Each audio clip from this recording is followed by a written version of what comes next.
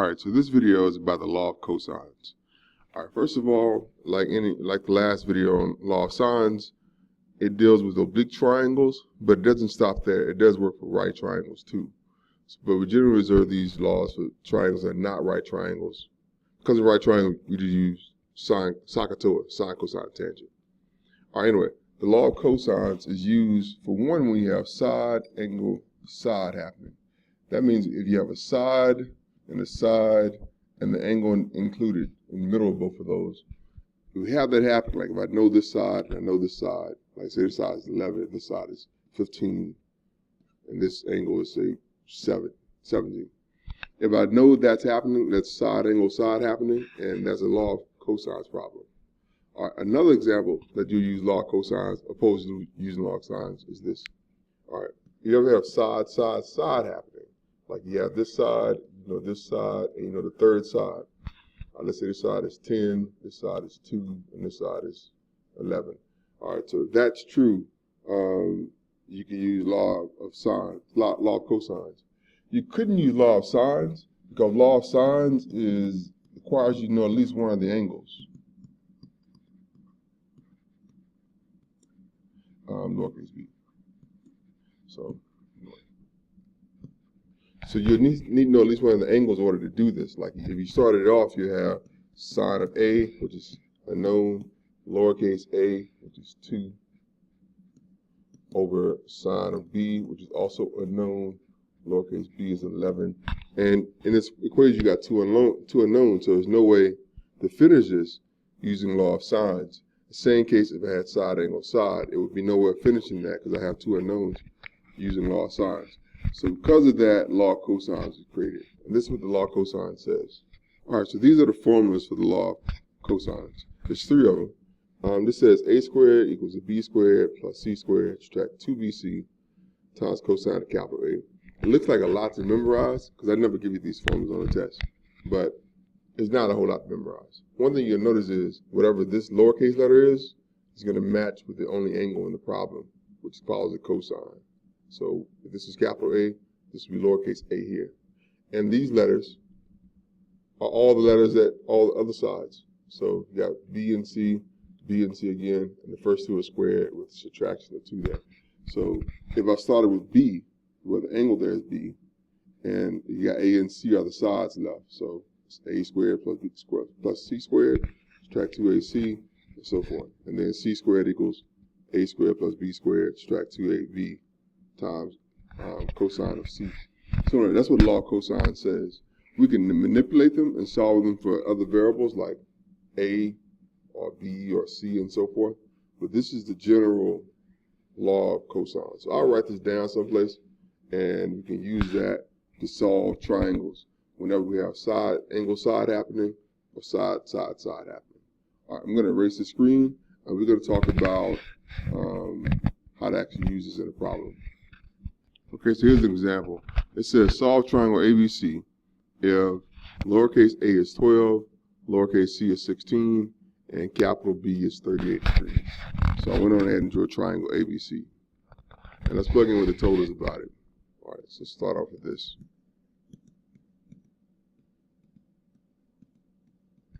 And I know that uppercase B I know is 38 degrees. So I know this is 38 degrees. And I know lowercase a is 12, lowercase c is 16. So right away you see you can't use law of sines. In order to use law of sines, I have to have a side and an angle that matches. And I don't have that happening. And there's no way we could find out any of these other angles because I need a second angle to figure out the third angle. So in this case, law of sines would not work. So because of that, we have to have other formulas. So let's think about what's happening here. We have this side A. All right, so this is capital A, this is lowercase a. This is capital B, this is lowercase b, and this is lowercase c. They said A is 12, and they said C is 16. All right, so this is what we know. So it's definitely side, angle, side happening. So it's definitely, again, proof that we have to use law of cosines happening. All right, so let's actually pick a letter to solve for. Let's say we're solving for the letter B. All right, so we're going to do that. The formula says B squared has equal to A squared plus c squared, subtract 2ac times the cosine of capital B. And let's plug in everything we know. We don't know B, but we do know A. A is 12. So it's going to be 12 squared plus, we know C, 16. So this is 16 squared. Subtract 2 times 12 times 16 times the cosine of capital B is 38 degrees. Which is really nice because all these are numbers. There's no variables over here. So technically, I can plug this directly into my calculator. 12 squared plus 16 squared, and so forth. So B squared is about 97.4. And make sure you calculate it in degree mode, because that's in degrees. So I will convert my calculator to degree mode. If you got how to do it, I'll show you really quick. All right, so just so you know, if you're using a TI 83 or 84, you hit mode, and then you go down to where it says radians, go over to degrees, enter on it so it's in black, then hit second mode to quit, and now it's in the proper mode for this problem. And I'm going to plug in 12, close parentheses, squared, plus 16. Well, I might as well put in parentheses too. 16 squared, subtract 2 times 12 times 16 times the cosine of 38 degrees. And that should work. All right, so you get about 97.4. All right, so that's what B squared is equal to. I want to know what B is equal to. So basically, I want to square root that. So no, B equals to, is about the square root of 97.4. If you square root it, you get about 9.87. All right, so that means B, the missing side, is roughly 9.87. So I have all three sides. The direction says solve, meaning find all the sides and all the missing angles. So technically, now that you have that third side and an angle, you could use law of sines to finish finding the rest of these angles. For example, you could finish this by saying, well, I know capital B, so I know sine of B over lowercase b should equal to, I don't know A yet. Let's get it straight. This is 9.87. All right, so that's 9.87. All right, and I know these two, and I can find A if I wanted to. So I can say sine of capital A equals to over lowercase a.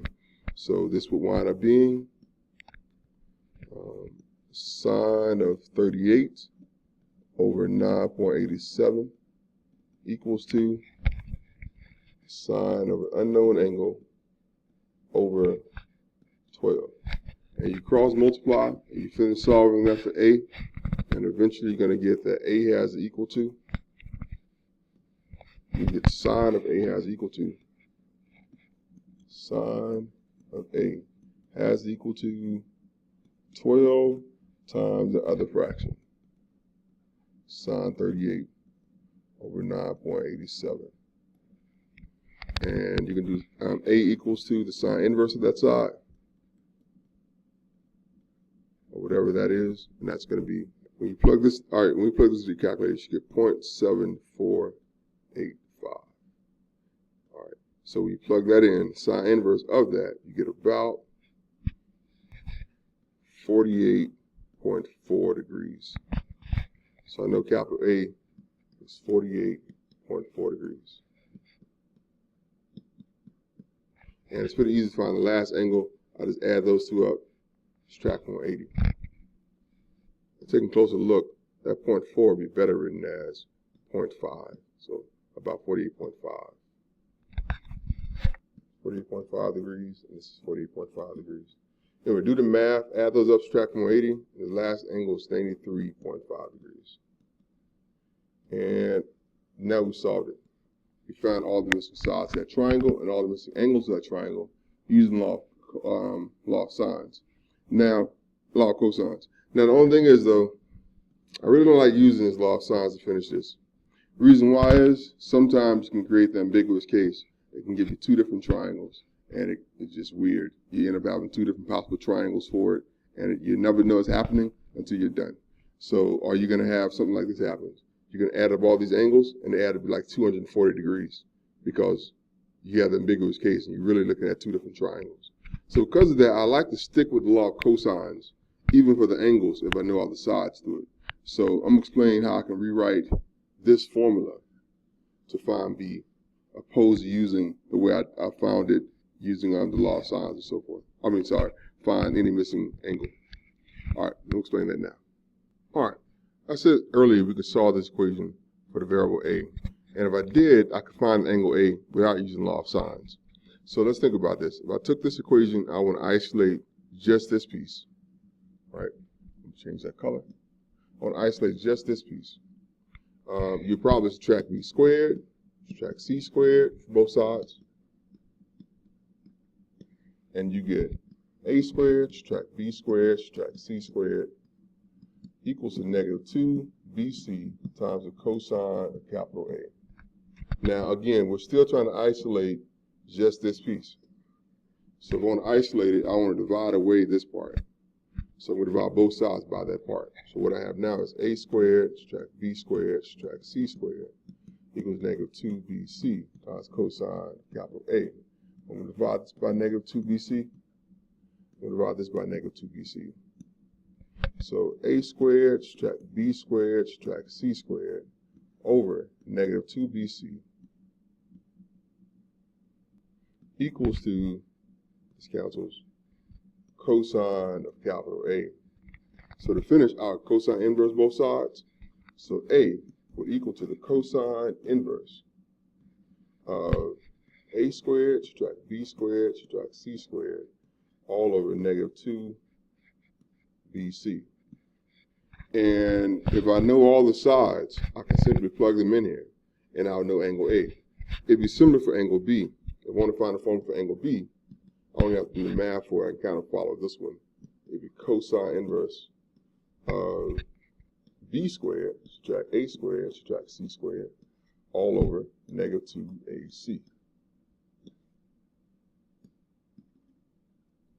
And if I want to find the one for C, change the color, and it would be C equals to the cosine inverse of C squared, subtract A squared, subtract B squared, all over negative 2AB.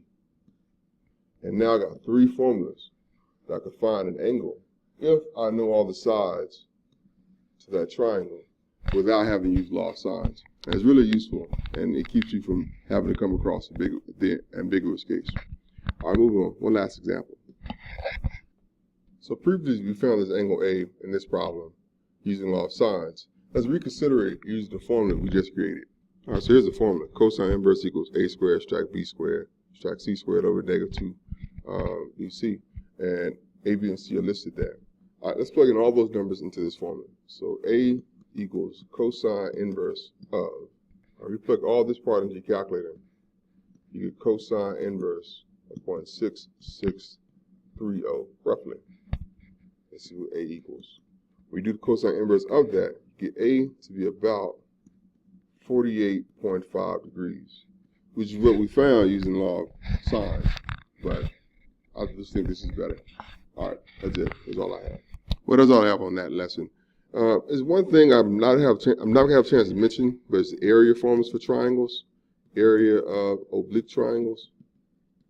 And the formula basically is this: the area equal to 1/2 A times B times the sine of capital C, or 1/2 BC times the sine of capital A, or 1/2 AC times the sine of capital B. Basically, this letter don't match those two. So you've got the sides around the angle and the angle in the middle. If you type in 1/2 sine of the sides around it times 1/2 times the sides around it times sine of the angle in the middle, it gives you the area of it. And those are area formulas for triangles. Don't have a chance to talk about it much, but we'll talk about it tomorrow. Good luck.